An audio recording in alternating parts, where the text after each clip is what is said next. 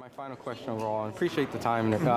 There's obviously numbers and speculations, and there's always going to be these reports and stuff. And obviously, like Bob Arum's went out and spoke on the David Benavidez and Caleb Plant pay-per-view buys. And I know in this case, it's never the number that tells the story, but what satisfies the network and things like. Were you guys satisfied, and did it meet above your expectations? It's fantastic. I mean, look, it's that old sort of parable about the blind man and the elephant. And Bob Arum is one of the blindest of blind men, because he'll grab the tail of an elephant and decide that he knows exactly what the whole elephant is.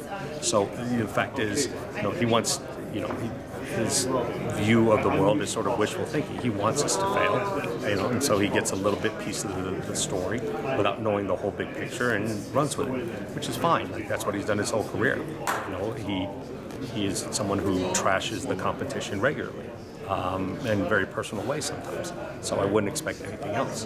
But, from our perspective, it absolutely is for the first time out in this market. I mean, we know what the market is. We know the first time pay-per-view headliner David Benavidez is not going to go out and generate 500,000 buys. That's not where the market is right now. And we constructed our deal accordingly, and all the expectations were accordingly.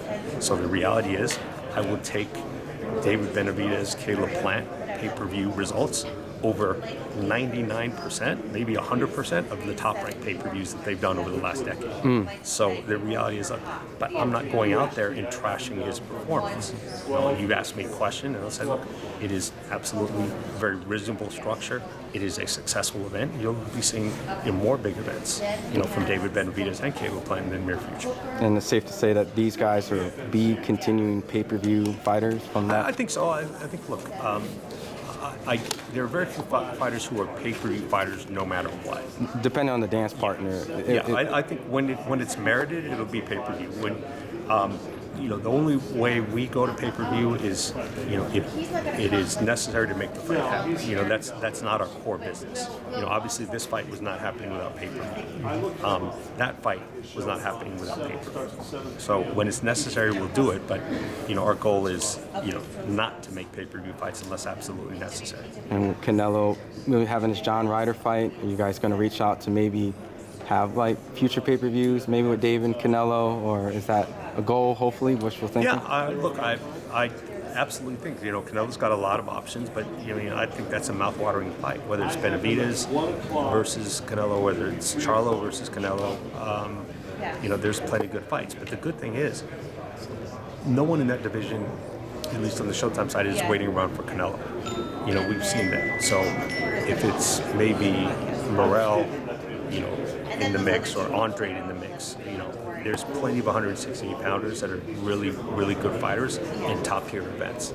So if Canelo decides he's going to fight Bivol again in the fall, there's still some really good matchups available for everybody at 168. Right, and I'm so sorry. I did say last question. I just had one last one. Last questions. I did. Okay. I guess it's my routine to kind of That's slide. fine. But because I don't often get to talk to you, but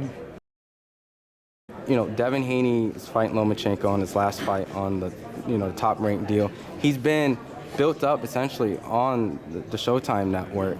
He'll be a free agent after that point. Would you guys be interested in extending, or working out, maybe potentially bringing Devin to? Sure, absolutely. I mean, it all depends on sort of what the financial expectations are, and whether we have access to the opponents that he needs. I mean, really, we're very, very realistic, in terms of that respect. There are fighters out there that I'd love to be in business with, but if we don't have access to a lot of other talent in the division, then we would only be an obstacle. It's like, why sign a fighter, for example, in the light heavyweight division?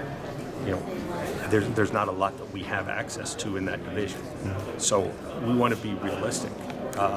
If there are other fighters, yes, one part of it is are they good fighters? There's somebody that we want to be in business with? Yes.